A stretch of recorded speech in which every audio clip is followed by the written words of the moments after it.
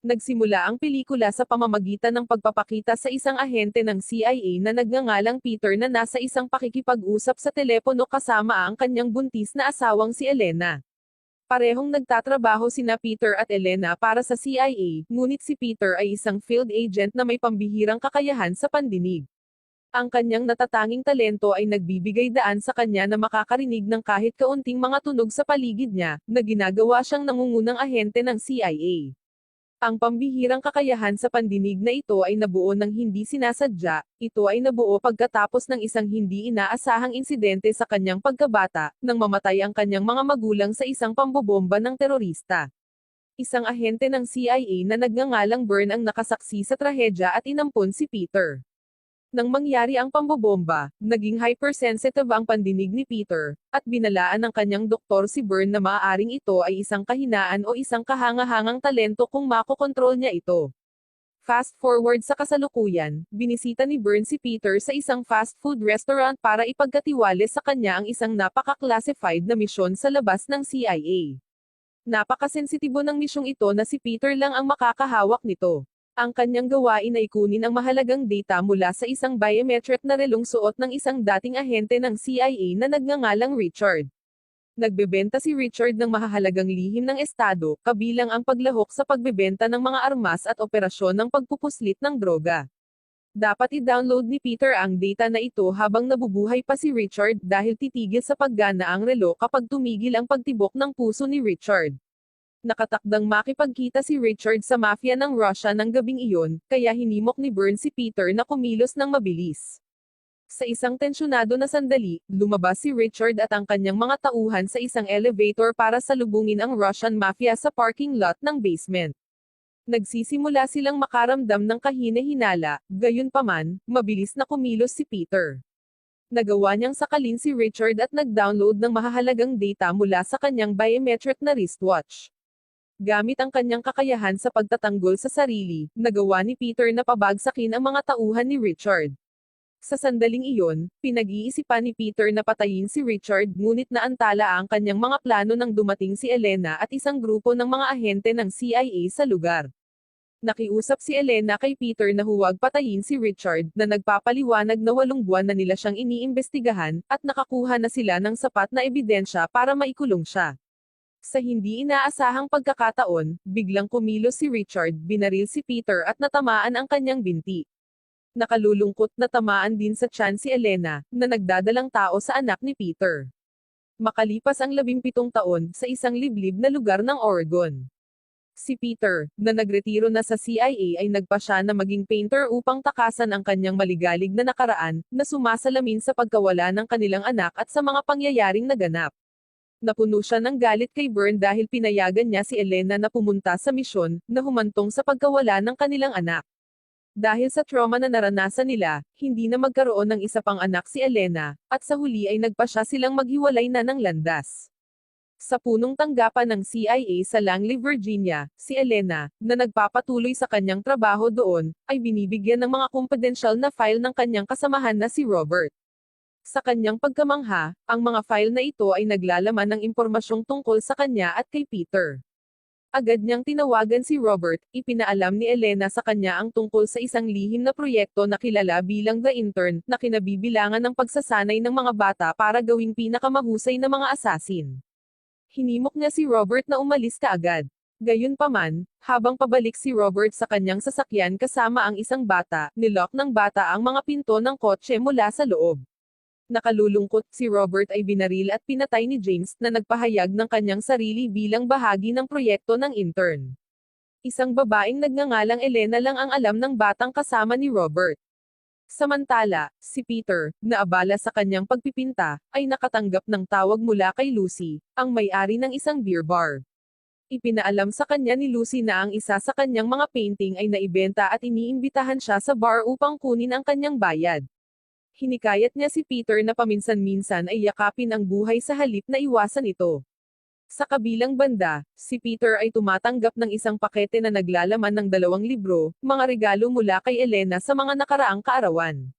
Isinama ni Elena ang isang taos-pusong mensahe, na nagsasabi na ang pinakamahirap na makita ay kung ano ang nasa harap ng iyong mga mata. Ang maalalahanin na regalo na ito mula kay Elena ay muling nag-uugnay sa kanila pagkatapos ng mahabang panahon ng paghihiwalay. Sa lungsod, abala si Peter sa pamimili ng kanyang mga pang-araw-araw na pangangailangan nang hindi niya inaasahang makita niya ang kanyang kaibigan na si Niles na nagsasara ng kanyang computer store. Inihayag na sa bayang ito, si Peter ay gumagawa ng isang bagong pagkakakilanlan bilang si Mark Nicholson. Sa kanyang paglalakad, nag-cross ang landas ni Peter kay Mr. David, isang matandang lalaking walang tirahan. Nagtataka, tinanong ni Peter si Mr. David kung bakit siya bumalik sa lungsod, at ipinaliwanag ni Mr. David na naghahanda siya para sa isang nalalapit na pahayag at nangangailangan ng mga medikal na supply tulad ng isang pacemaker. Nang maglaon, dumating si Peter sa bar ni Lucy upang kunin ang bayad para sa kanyang kamakailang na ibentang painting. Iminumungkahi ni Lucy na magsaya muna sila at mag-inuman, ngunit tila walang interes si Peter. Biglang lumapit sa kanya ang isang dalaga na nagngangalang Sofia mula sa likuran. Siya ay inutusan ng kanyang ina, na si Elena Moran, na hanapin si Peter, na kilala bilang pintor kung sakaling magkaroon ng emergency. Ibinahagi ni Sofia ang pangalan ng kanyang ina, na labis na ikinagulat ni Peter. Gayunpaman, itinanggi niya ang anumang kaalaman tungkol kay Elena at humingi ng paumanhin, iginiit din na ang kanyang pangalan ay Mark. Pagkatapos ng maikling pagtatagpo na ito, nagpasya si Peter na umalis sa bar at iniwan si Sofia, na hindi nagpapakita ng pag-aalala sa kanyang presensya. Naiinis, humingi si Sofia ng tulong kay Lucy para tumawag ng online taxi dahil nauubos na ang baterya ng kanyang cellphone.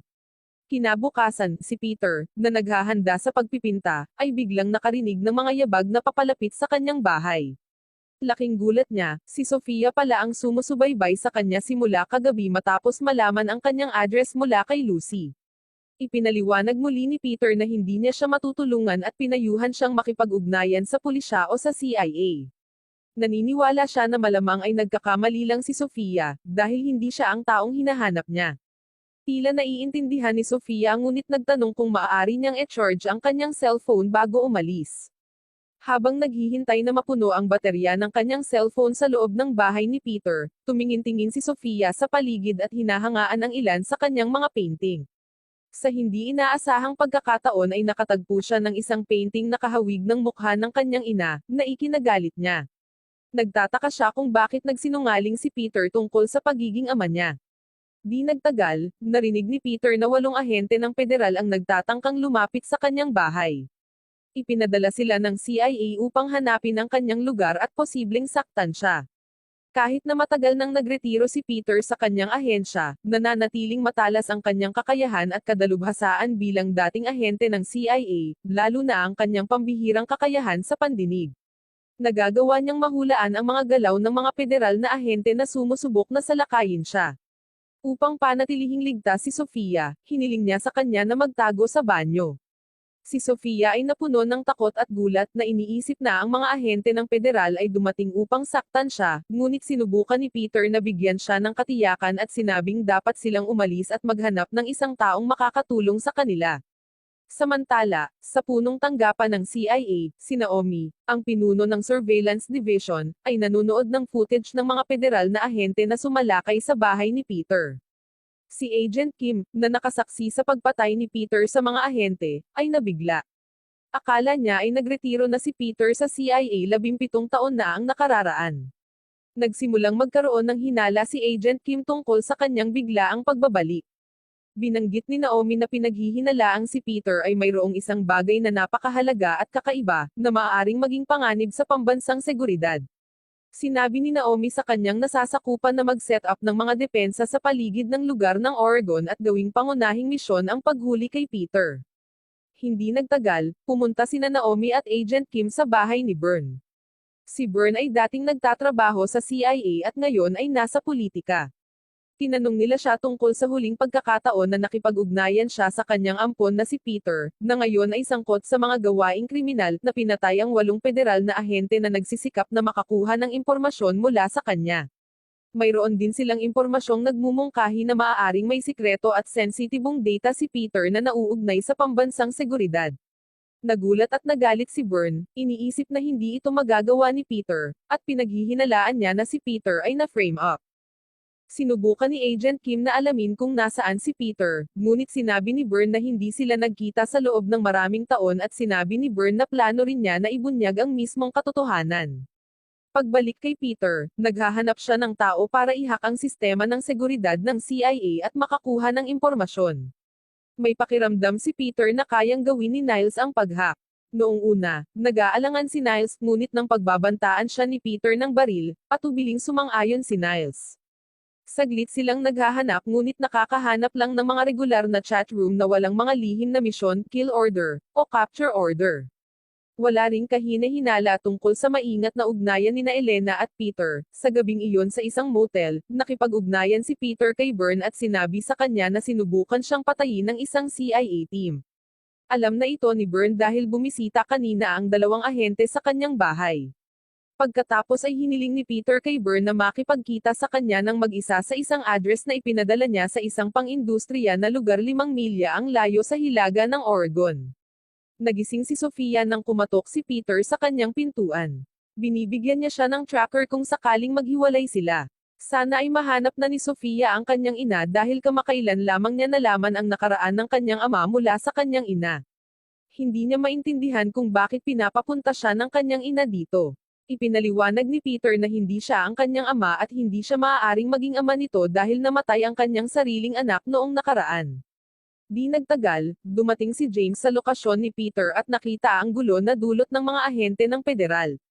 Iniisip niya kung nagkamali ba siya sa pamamagitan ng pagpapadala ng isang grupo ng mga baguhan para hulihin si Peter. Sinusubukan din ni James na makahanap ng anumang kapaki-pakinabang na mga pahiwatig sa loob at hindi sinasadyang makita ang isang larawan na may nakasulat na beer bar ni Lucy sa mesa ni Peter. Sa kabilang banda, sa wakas ay nagkita sina Peter at Byrne sa napagkasundo ang lokasyon. Hindi nagaksaya ng oras si Peter at nagtanong kung bakit gusto siyang patayin ng mga ahente. Binanggit ni Byrne na si Agent Naomi ang namumuno sa maraming operasyon ng CIA. Bagamat hindi pa sila nagtutulungan, si Naomi ay mayroong kakilakilabot na reputasyon, dahil mukhang determinado siyang mahuli ang kanyang mga target. Naniniwala si Naomi na si Peter ay may lihim na data ng seguridad na maaaring makapinsala sa bansa. Itinanggi ni Peter ang lahat ng mga akusasyon dahil wala siyang ganoong impormasyon o alam kung ano ang kanilang pinag-uusapan. Kino-question din ni Peter kung sino si Sofia na sinasabi niyang anak siya ni Elena kahit alam nilang dalawa na namatay ang anak nila ni Elena at hindi na magkaanak pa si Elena. Iminumungkahi ni Byrne na si Peter ay maaaring niloloko lang ni Sofia. Kinabukasan nang dumating si Lucy sa kanyang bar, nagulat siya nang makita ang isang kahina-hinalang tao na nakaupo sa loob. Si James pala ang tao sa loob at siya ay nagtatanong kung nasaan si Peter. Sinabi ni Lucy na wala siyang alam at sinubukan niyang barilin si James. Gayunpaman, kinuha ni James ang mga bala mula sa kanyang baril at pagkatapos ay inatake siya dahil hindi siya nasisiyahan sa kanyang tugon. Kasabay nito, ipinakilala ni Peter si Byrne kay Sofia. Kaagad na tinanong ni Byrne si Sofia tungkol kay Elena dahil nagdududa siya sa pagkatao ni Sofia.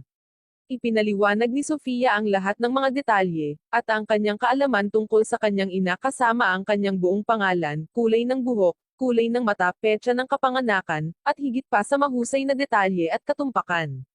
Lalong nagulat sina Byrne at Peter dahil lahat ng sinabi ni Sofia ay tumutugma sa kanilang kaalaman. Ngayon ay hiniling ni Peter kay Byrne na tulungan silang mahanap ang kinaroroonan ni Elena. Bagamat retired na si Byrne, sinubukan niyang makipag-ugnayan sa ahensya para magtanong tungkol sa lokasyon ni Elena.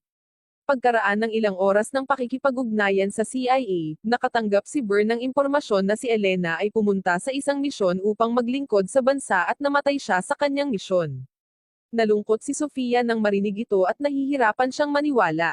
Isang linggo lang ang nakalipas ay tinawagan siya ng kanyang ina at sinabihan siyang puntahan ang kanyang ama kung lumala ang mga pangyayari. Biglang naalala ni Peter ang aklat na ibinigay ni Elena at hiniling niya kay Byrne na bantayan si Sofia habang lalabas siya upang suriin ang isang bagay. Bumalik si Peter sa kanyang sasakyan at sinubukang basahin muli ang mensaheng ibinigay ni Elena. Pagkatapos basahin ito, sinubukan ni Peter na unawain ang mga nilalaman ng libro. Natuklasan ni Peter ang isang nakatagong flash drive sa loob ng libro, at naghinala siya na ang lahat ng nangyari sa kanya ay may kaugnayan sa flash drive na ito. Samantala, dumating sina Naomi at Kim sa Oregon upang subaybayan ang kinaroroonan ni Peter. Inutusan ni Naomi ang kanyang koponan na maging handa sa anumang sitwasyon. Nalaman din nila na wala si Byrne sa kanyang tirahan, kaya naghinala silang maaaring nakipag-ugnayan sa kanya si Peter. Naniniwala si Naomi na maaaring may kinalaman si Byrne dito at inutusan si Kim na hulihin siya kung konektado siya sa mga kaganapang ito. Samantala, nasa lugar na ngayon ni Niles si Peter para i-access ang data sa flash drive. Ang mga file ay naka-encrypt at tila nagmula sa isang lihim na server ng CIA. Ang data ay naglalaman ng mga ulat, istatistika, recording, at impormasyon tungkol sa isang lihim na proyekto na tinatawag na The Intern. Biglang may narinig si Peter na papalapit. Ito pala ay si James na natagpuan si Peter sa lokasyon. Alam na pala ni James ang kahinaan ni Peter at gumamit siya ng sipol ng aso na naging dahilan para sumakit ang kanyang tenga, at siya ay bumagsak dahil sa sakit. Madaling binaril ni James si Peter sa tiyan. Matapos ang makitid na pagtakas sa pag-atake ni James, si Peter ay nagmamadaling pumunta sa kinaroroonan ni Lucy. Sa kanyang pagkabigla, natuklasan niya na namatay na rin si Lucy. Habang hawak ang kanyang sugatang tiyan mula sa putok ng baril, sinubukan ni Peter na magbukas ng isang video file na naglalaman ng impormasyon tungkol kay Elena. Sa video, ipinaliwanag ni Elena ang lahat tungkol sa CIA at ang kanilang lihim na proyekto na tinatawag na The Intern. Ibinunyag niya na ang ebidensya sa mga file na ito ay mula sa dalawang dating ahente na nagsanay ng mga bata mula sa edad na 8 bilang bahagi ng programa. Sinubukan nilang iligtas ang mga bata ngunit nabigo, kinidnap sila ng intern, na-brainwash sila, at ginawa silang mga mamamatay tao. Humingi rin ng paumanhin si Elena sa pag-iwan kay Peter sa ganoong paraan at ibinunyag na buhay pa ang kanilang anak na babae, na nakaligtas dahil sa pangyayaring iyon. Hinihiling niya sa kanya na hanapin at protektahan siya. Gayunpaman, hindi lubos na maunawaan ni Peter ang mga salita ni Elena dahil sa device error. Mabilis siyang bumalik sa kanilang motel at nahanap ang ilang mga ahente ng federal na nagtatangkang kunin si Sofia.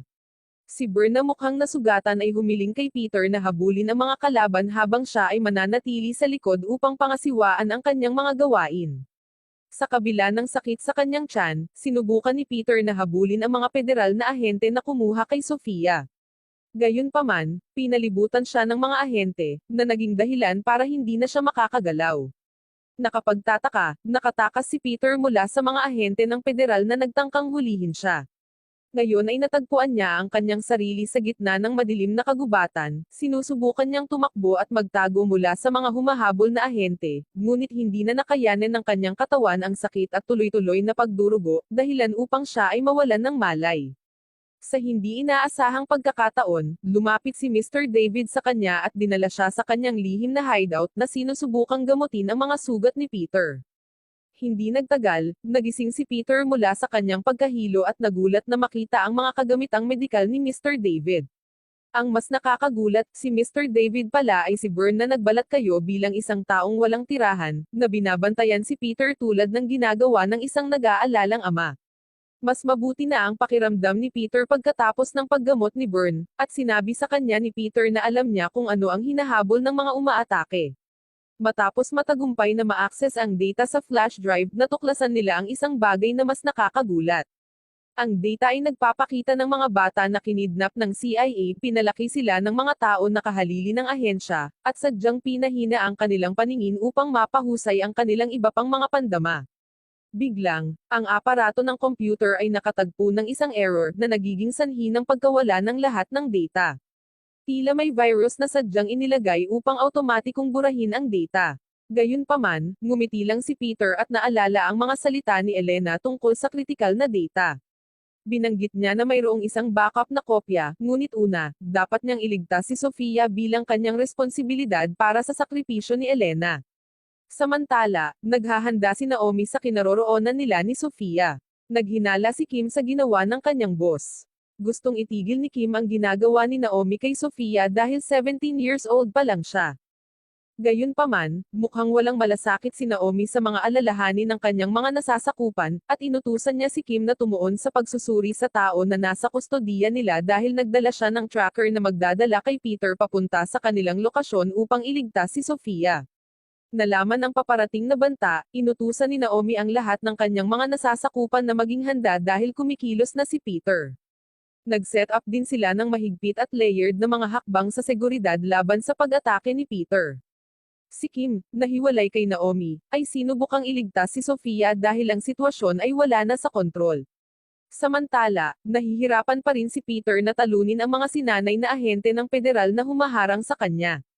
Sa kanilang paglalakad, sina Kim at Sofia ay hindi sinasadyang nakasalubong si Naomi, na pagkatapos ay sinabihan silang sundan siya. Plano ni Naomi na pangasiwaan ang lahat ng kanilang mga misyon mula sa puntong ito. Gayunpaman, tumanggi si Kim at sinubukang kumbinsihin ang kanyang boss na mali ang kanilang mga aksyon at dapat na silang umalis. Biglang binaril ni Naomi si Kim hanggang sa mamatay. Nang marinig ang putok ng baril, sinubukan ni Peter na lapitan sina Sofia at Naomi. Gayunpaman, nang makalapit si Peter, naroon na si James na hinahamon si Peter sa isang tunggalian para malaman nila kung sino ang pinakamahusay na miyembro ng The Intern. Napag-alaman na si Peter ay dating bahagi ng The Intern, ngunit inilagay siya sa lihim na proyekto dahil siya ang pinakamahusay na ahente sa kanilang organisasyon. Kumpara kay James na kailangang sumailalim sa mga pagsubok at pamimilit upang maabot ang parehong antas. Sa wakas ay nagkaharap na sina Peter at Naomi, at medyo curious si Naomi tungkol sa kanya dahil palagi siyang pinupuri ni Byrne bilang ang pinakamahusay na ahente sa kanilang organisasyon. Lumalabas na si Naomi pala ang head ng intern. Dinala rin doon si Sofia at ginawang hostage ng 2 federal agent. Biglang pumasok si Byrne at pinagbabaril ang 2 ahente. Gayunpaman, naghihinala si Peter sa presensya ni Byrne, at naniniwala siya na si Byrne ang utak sa likod ng lahat ng ito. Inamin ni Byrne na siya ang may pananagutan sa lahat at ibinibigay ang lahat ng kanyang mga gawain kay Naomi upang ipagpatuloy ang lihim na proyekto. Ipinaliwanag niya na siya ay sinusubaybayan ng iba't ibang partido, kaya nagpa siyang magretiro at ibigay ang lahat kay Naomi. Siya ang mamamahala sa mga bagay mula sa likod ng mga eksena dahil matagumpay ang kanyang mga unang eksperimento kay Peter. Lumikha si Byrne ng maraming tao tulad niya at nagsanay ng mga assassin tulad ni Peter. Pagkatapos ay inutusan niya si Sofia na kunin ang flash drive mula kay Peter, na nagpapakita na isa rin siya sa mga proyekto ng intern, na direktang nagtatrabaho sa ilalim ni Byrne. Si Peter, nang makita ito, ay nagulat at hiniling kay Sofia na makinig sa kanyang paliwanag. Inamin ni Peter na siya nga ang kanyang biolohikal na ama. Wala siyang pakialam kung kailangan niyang mamatay, ngunit kailangang malaman ni Sofia ang katotohanan tungkol sa nangyari sa kanya nang maniwala ang kanyang mga magulang na siya ay namatay. Lumalabas na ninakaw pala ni Byrne si Sofia sa kanyang mga magulang, at nang malaman ni Elena, hinarap niya si Byrne at hiniling na ibalik ang kanyang anak. Gayunpaman, kinailangang mamatay ni Elena para doon. Si Byrne ay nananatiling walang malasakit sa mga salita ni Peter at iginiit na si Sofia ay isang sinanay na assassin na sumusunod lamang sa kanyang mga utos. Patuloy niyang pinipilit si Sofia na sundin siya. Ibinunyag ni Sofia na ang kanyang mga kapatid, kapwa lalaki at babae, ay walang iba kundi ang mga assassin na sumusunod lang kay Byrne. Sinabi rin niya na babalikan niya si Peter sa lalong madaling panahon upang kunin ang flash drive. Baka sa susunod na makita niya si Peter ay makakalimutan na niya na tatay niya ito, pero wala namang halaga iyon kay Peter dahil hinding-hindi niya makakalimutan na anak niya si Sofia. Sa pagtatapos ng pelikula, nakita si Peter na nanonood ng video ni Elena sa flash drive. Hiniling ni Elena kay Peter na iligtas ang lahat ng mga bata sa intern, at ang flash drive ay naglalaman ng mga file ng lahat ng mga bata. Nakikita rin si Sofia na naghahanda na barilin si Peter mula sa labas, ngunit nakangiti lang siya habang nakatingin sa kanyang anak na babae. Wow naman! Doon nagtatapos ang pelikula mga idolo, salamat sa inyong panonood.